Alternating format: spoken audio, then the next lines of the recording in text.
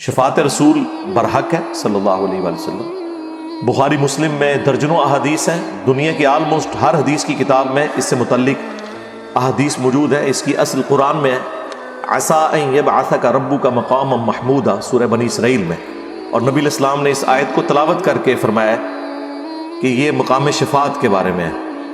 قریب ہے کہ اے محبوب صلی اللہ علیہ وآلہ وسلم، ہم آپ کو ایسے مقام پر فائز کریں گے جو مقام محمود ہے، جہاں ہر کوئی آپ کی تعریف کر رہا ہوگا۔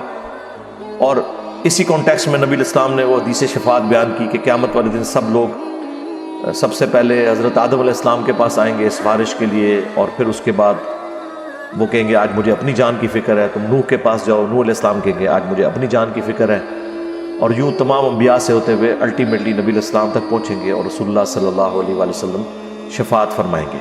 لیکن یہ شفاعت بالاذن ہوگی، بالوجاہت، دھونس زبردستی کے ساتھ نہیں ہوگی۔ دھونس والی جو شفاعت ہے اس کا کوئی کنسپٹ قرآن و سنت میں موجود نہیں ہے۔ یہ اتنا بڑا جرم ہے، رسول اللہ کی بھی گستاخی ہے اور اللہ کی بھی گستاخی ہے، اور پبلک میں یہ امیج ہے کہ شاید اللہ تعالیٰ تلا ہوا ہے نعوذ باللہ لوگوں کو جہنم میں پھینکنے کے اعتبار سے، اور رسول اللہ جو ہے نا وہ اللہ تعالیٰ کے ساتھ لڑ جھگڑ کے تو اپنے امتیوں کو بچا رہے ہوں گے۔ یہ اگر کسی کا کنسپٹ ہے تو وہ کافر ہے۔ رسول اللہ کی کیا مجال ہے کہ وہ اللہ کے اذن کے بغیر کسی کی سفارش کر سکے؟ سورہ الزمر میں موجود ہے کہ اے نبی، جن کے حق میں عذاب واجب ہو چکا ہے، کیا تم انہیں آگ سے بچا لو گے؟ نبی علیہ السلام نے کبھی یہ دعویٰ کیا؟ اور جو نبی اپنی بیٹی کو کہہ رہا ہے، بخاری مسلم دونوں میں حدیث، صرف بیٹی نہیں، چچا کو، پھوپھی کو، اے نبی کے چچا عباس، میرے مال سے جو لینا ہے لے لے، اگر اللہ نے تجھے پکڑ لیا میں اللہ کے حضور تجھے چھڑوا نہیں سکوں گا۔ اے نبی کی پھوپھی صفیہ، میرے مال سے جو لینا ہے لے لے، اگر اللہ نے تجھے قیامت کے دن پکڑ لیا میں تجھے چھڑوا نہیں سکوں گا۔ اے نبی کی بیٹی فاطمہ، میرے مال سے جو کچھ لینا ہے وہ لے لے، اگر اللہ کے حضور تو پکڑی گئی تو میں تیرے کچھ کام نہیں آؤں گا۔ یہ سیدہ فاطمہ وہ ہیں جن کے بارے میں بخاری مسلم میں حدیث ہے کہ وہ جنتی عورتوں کی سردار ہے۔ باقی تو شاہی کوئی نہیں نا، ہاں فاطمہ سا ہے ہی کوئی نہیں، تیری رابعہ بصریہ تے شاہی کوئی نہیں۔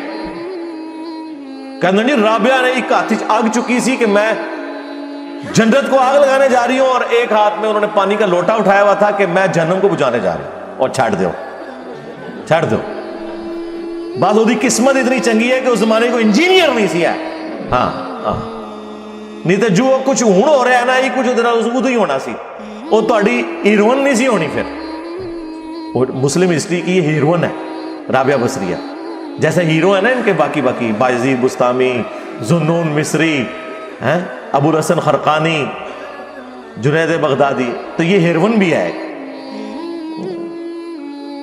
تو شفاعت بالاذن ہے، من ذا الذی یشفع عنده الا باذن، کون ہے جو اللہ کے حضور کسی کی سفارش کر سکے مگر اس کے اذن کے ساتھ؟ ہاں جب اذن ہوگا تو بخاری مسلم میں یہاں تک موجود ہے کہ نبی علیہ السلام نے فرمایا کہ جب میرے ہاتھوں پہ شفاعت کا دروازہ کھلے گا پھر انبیاء، فرشتے اور نیک لوگ بھی سفارش کریں گے۔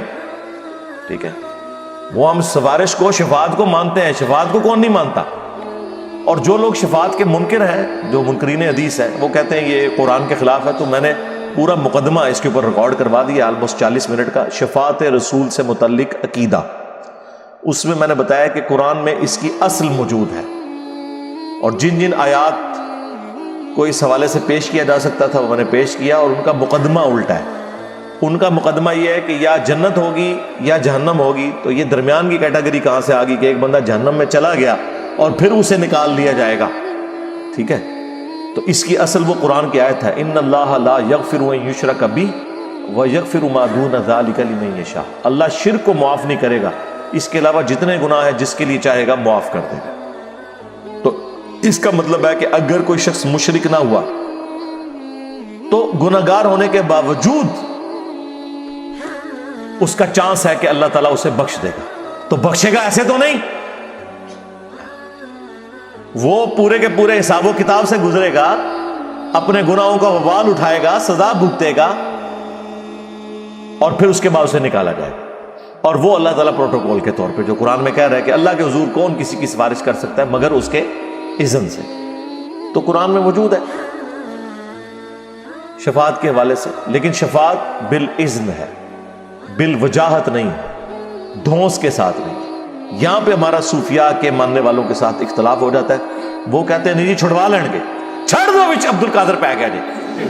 ہاں وہ کہتے ہیں نہیں عبد القادر جیلانی نے فرمایا ہے، یعنی وہ فرمانے کو یہ سمجھیں سے قرآن حدیث میں لکھا ہوا ہے جی عبد القادر جیلانی نے فرمایا کہ میں اس وقت تک نہیں جاؤں گا جنت میں جب تک کہ اپنے مرید نہ لے جاؤں۔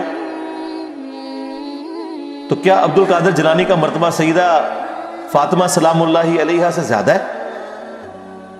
لیکن ان کے بارے میں تو بخاری مسلم میں آ رہا ہے کہ اے نبی کی بیٹی فاطمہ میرے مال سے جو لینا ہے لے لے، اگر اللہ کے حضور پکڑی گئی تو میں بھی تجھے نہیں چھڑا سکوں گا۔ وہ سرکار انہوں تو چھاڑ دو، نبی علیہ السلام کے اپنے بارے میں آیا، حالانکہ یہ امت کی تعلیم کے لیے، اس کے بعد بھی اگر امت گمراہ ہوتی ہے نا تو چلی جائے جہنم میں۔ اگر اس سے بڑھ کر کوئی سمجھا سکتا تھا تو مجھے بتائیں آپ۔ قرآن میں 3 جگہ آیا، سورۃ الانعام، سورہ یونس، سورہ الزمر، قل انی اخاف ان عصیت ربی عذاب یوم عظیم۔ اے نبی تم فرماؤ، یعنی حضور کو اللہ تعالیٰ کہہ رہا ہے کہ آپ خود فرما دیں اپنی امت سے کہ اگر میں بھی اپنے رب کی نافرمانی کروں نا بالفرض سمجھانے کے لیے تو مجھے بھی ڈر ہے کہ بڑے دن کا عذاب مجھے بھی آ پکڑے گا۔ تسی کہڑے بابے میں لے کے بیٹھے ہو، تو اڈے بابے ان کی کھنگڑ بھی نہیں دینا ہوتے۔ اچھا دیکھیں کتنے گستاخ ہیں، دوسری طرف انبیاء کے بارے میں کہتے ہیں جی سارے نبی کہیں گے آج ہمیں اپنی فکر ہے، تم کسی اور کے پاس جاؤ۔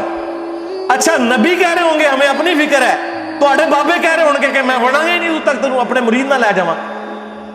تو اس کا کیا مطلب ہے؟ یہ اپنے بابوں کو انبیاء سے بڑھ کے سمجھتے ہیں۔ تو اللہ کا شکر ادا کریں کہ 73 کے آئین میں آپ کو کافر نہیں قرار دیا ہم نے، ادروائز گنجائش آپ نے کوئی نہیں چھوڑی ہوئی ہے کہ آپ کو اسلام سے باہر نکالا جائے اس طرح کے عقیدے رکھتے ہوئے۔ جب ایک بندہ غیر نبی کو انبیاء سے بڑھا دے، اس سے بڑی کیا گستاخی کسی پیغمبر کی ہو سکتی ہے؟